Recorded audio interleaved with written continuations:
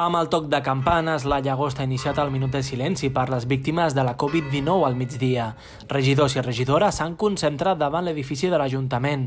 Davant seu, a la plaça d'Antoni Baquer, desenes de persones, també concentrades en silenci i respectant els 2 metres de separació entre elles per sumar-se al minut de silenci, d'acord amb els 10 dies de dol decretats pel Consell de Ministres. Des de la Llagosta volem donar una forta abraçada als veïns i veïnes que ho estan patint encara ara perquè hi ha contagis i sobretot donar-li una forta abraçada a aquells veïns i veïnes que han patit el traspassament d'un familiar i des de l'Ajuntament els volem transmetre la nostra solidaritat i el nostre pèsam.